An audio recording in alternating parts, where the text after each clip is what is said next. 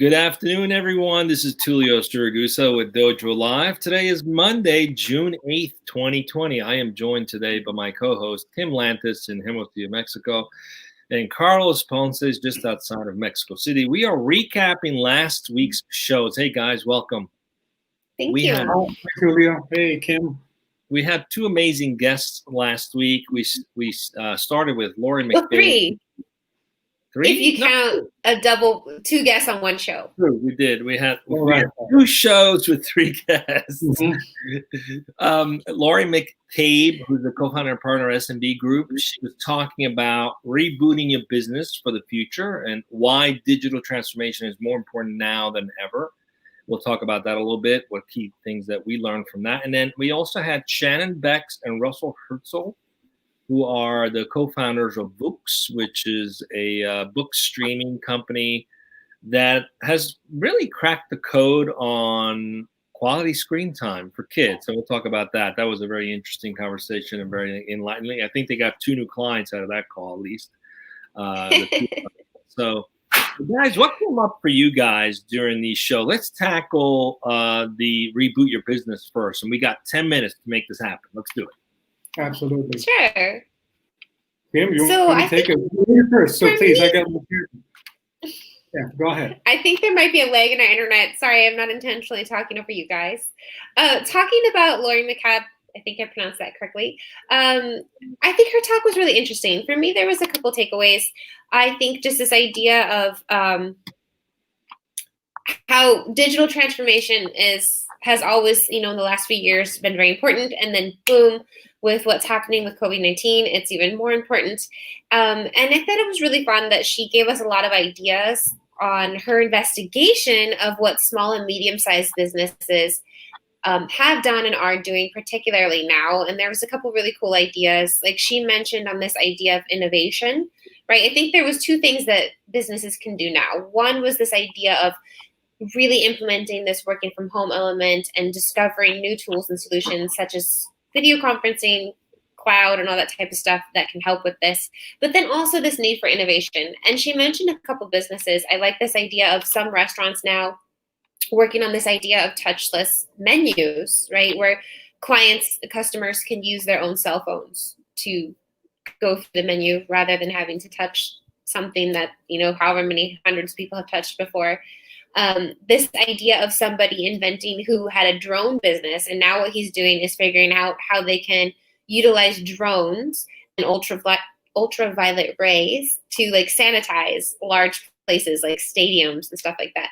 So I think it's just really interesting, this idea of having to keep transforming that we've kind of talked about, week after week recently.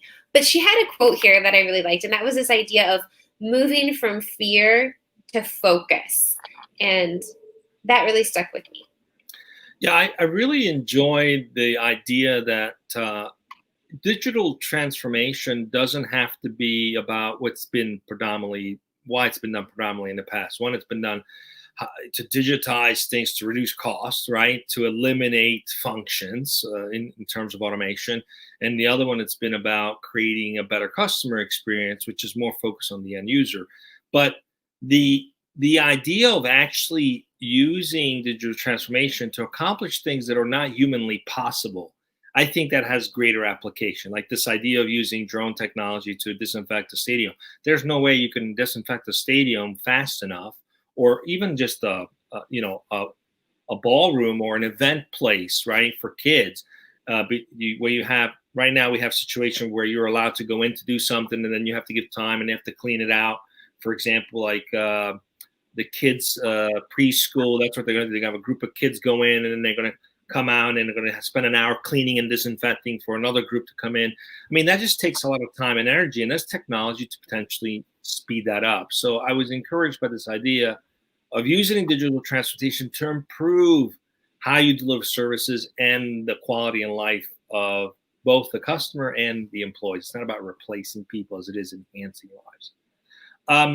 The next thing we had was Shannon. Unless you have another comment, Carlos, I'm trying to keep us on track for our time today.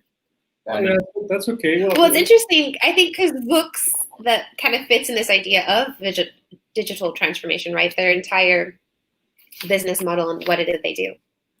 Yeah, what stood out for me was the fact that she decided to narrow down her view and her vision to take his company, to lead her company, to narrow down on the small business and the small and medium-sized business, but mostly small businesses that can be on one side, it can be easier for them to adopt the technology changes and digital transformation.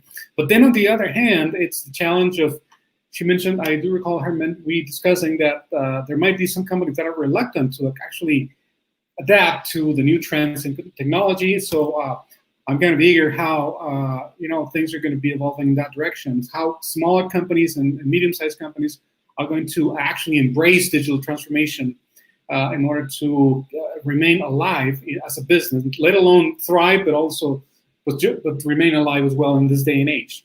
So that's what stood out for me in this conversation with Laurie. Yeah, I mean, technology is always evolving, right? 15 years ago, we were talking about if you're not going to participate in social media, you're going to miss out channels of engagement, channels of marketing. The companies that didn't pay attention to that kind of had their lunch eaten by the smaller players who became big players. So that we've seen the proliferation on how that's impacted businesses. And similarly, with digital transformation, you can fight it, you can avoid it, but ultimately, you can't. It's like resistance is futile, right? According to you've got to assimilate with the board. Let's move on to books. I really like that company, and I like what they're doing in terms of improving how children consume digital on their phones or tablets in a way that's both entertaining and educational, which is always the big challenge, right? There's not a lack of entertaining options, but the educational options sometimes fail to deliver for all the different age groups. And one thing that stood out for me was their focus wasn't on age groups as it was on specific learning criteria or aptitude. So I thought that was important because sometimes, with 3 kids, I look at my 3-year-old, she's way more advanced at 3 than the other kids were when they were like 5, for example, right? In her critical thinking. So the stuff that would have worked for a 3-year-old 10 years ago doesn't work for her. I need to have access to more advanced things. And similarly, there's different paces that they're learning, even if one is older than the other. And I always found it limiting, this idea of like, well, here's the buckets of age groups that you can, get access to for learning or for games. But sometimes that doesn't fully cover the evolution of that child. What came up for you guys? I thought that stood out for me as like a really good, valuable thing that they're doing. What stood out for you guys? Right. I think for me, first of all, let's back up. This idea of who Books is. It's videos mashed up with books to make books. And it's an online platform library, essentially. I think their focus was ages 2 to 8 or something of that sort, where children can read along. And it's really great. And there's a lot of content there. And I think for me, it was just refreshing to have this source where I could, in times right now where you have to kind of connect your kids and keep them safe and busy while you have to be addressing other things, but something that's educational, but also safe, right? Where it's like, I don't have to worry about, even if it's age appropriate content, sometimes in YouTube or other places you have ads going on and the ads themselves might not be age appropriate. So I really appreciated this idea that it's a truly safe space for my children, for their sake, and then for my peace of mind as well. And I liked how you said, how they curate their content and they kind of block it together in this idea of values more than, age groups or things like that. So if you as a family are discussing or wanting to work toward a certain thing, there's immediately content that you can kind of go there together. And I just really like that idea. But I think this idea of truly thinking about kids and their safety, which I think some companies miss that mark, right? They're thinking more about bottom line. Yeah, it's a hard thing to balance for sure. Carlos, anything else before we wrap up? No, actually, well, the only thing about books is Kim laid out also very nicely and mentioned it. It's about this feeling of being, how can I say this? Feeling safe, that you can actually leave your kids in front of a computer, and as we all know, we're all parents here of little ones. So it's very nice to have an option where you can actually sit them in the front of the screen for X amount of time without worrying what's going to happen, what they're going to be looking at, what they're going to be talking to.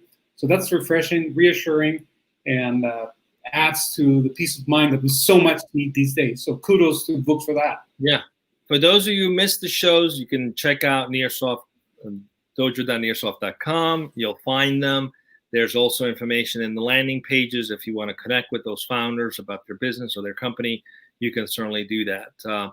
That wraps up our recap show for today. Carlos, what we got coming up this week? We have 2 more shows this week on Tuesday and Wednesday, or do we have 1 this week? We have 2, Tulio.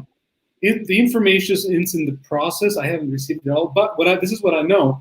Tomorrow, we are going to be speaking with Laurie Farrell, the CEO of Distribute Consulting, which is a company that specializes in empowering governments and businesses to distribute the benefits of remote work. And doesn't get any more relevant than that. As we all know, it's all about remote work. And again, that's Laura Farrell tomorrow from Distribute Consulting. And then on Wednesday, as we mentioned this morning, Tulio, we have Jose Leal from Radicals. Again, unfortunately, I don't have the topic yet, but I encourage our guests, our viewers, to keep an eye on our website. It'll be all there soon. And so that's our 2 shows for this week. I am certain Wednesday's going to be very interesting. I'm one of the co-founders of Radical Purpose. We're going to talk about how to create meaning, how to create sense of belonging and impact for people, which is all what we all really want. So that's going to be an interesting show. I'm looking forward to talking with Jose. Join us tomorrow at 1 p.m. and Wednesday at 1 p.m. And until then, stay safe. Bye. Thank you.